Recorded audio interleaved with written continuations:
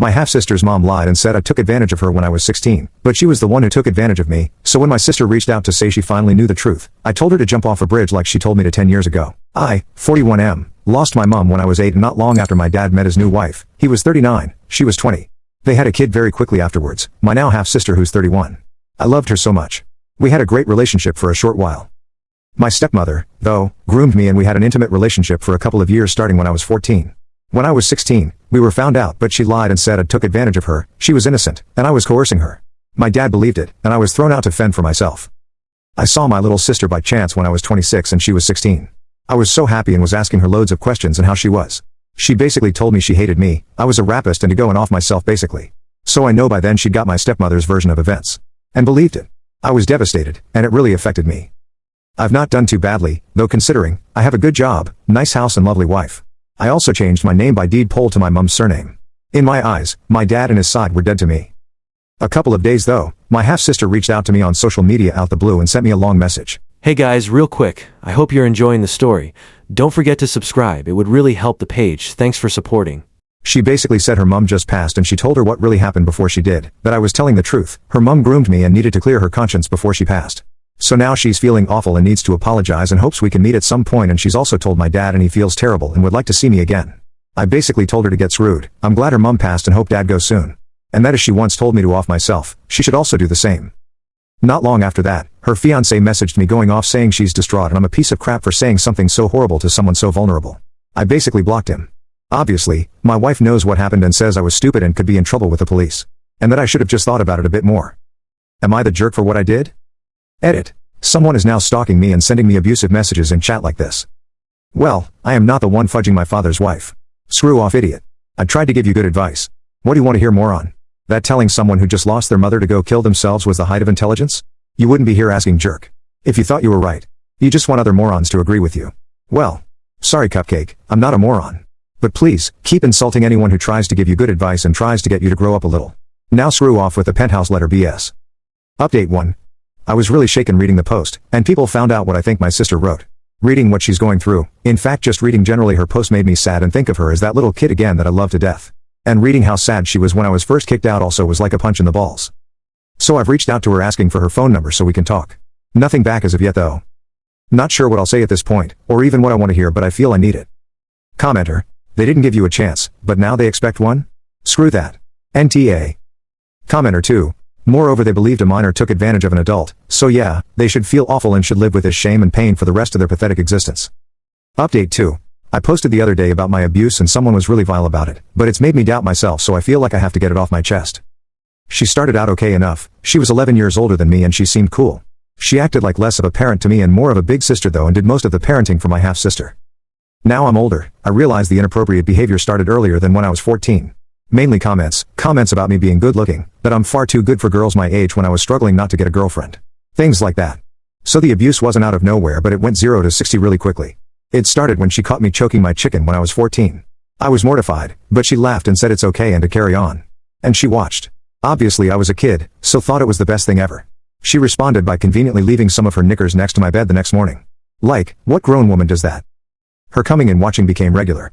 Then one day, she started getting off herself. I was gobsmacked. Then one day, she started doing it to me and got me to do it to her, promising if she reached, she'd go one better. Then when she did one day, she gave me oral. And got me to give it to her, promising the same, if she reached that she'd let me lose my V to her.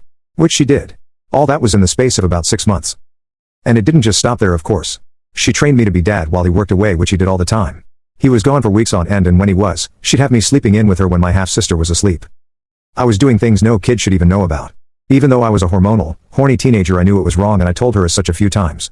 But she put it on me that while I was substituting for my dad, I'd stop her cheating on him with random men and stop them splitting up. Which I didn't want to be responsible for, right? So I carried on. I started becoming more self-confident and started attracting attention of girls in my year. She didn't like that and got jealous. When I was 15 and was going on a date with a girl, she scared her off. And told me I didn't want to date a kid who won't even like intercourse for years when I can have a woman like her all the time. She told me so much how she loved me, that I made her so happy. I'm pretty sure too she had an abortion a few times. She supposedly miscarried loads. I couldn't keep it in anymore, so I told a cousin eventually. Even though he acted like I was lying, it must have been enough that he told me dad, and then one day my dad confronted us. Which of course she denied.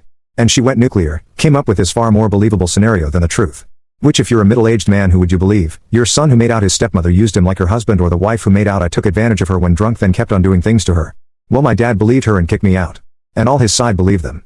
I was essentially this pariah. It messed me up for years. I was hyper-intimate for years and still am.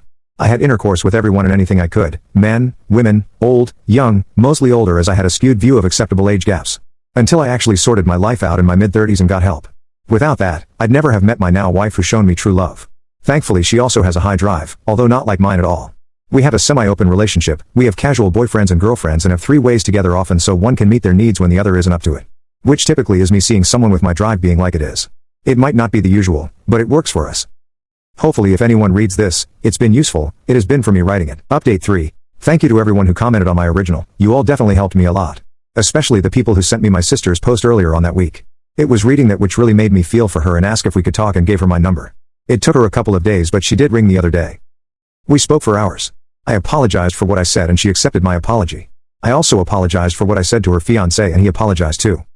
She wanted me to be really blunt and honest with her about everything and not hold back, the abuse, what my stepmother actually did, so I told her in graphic detail.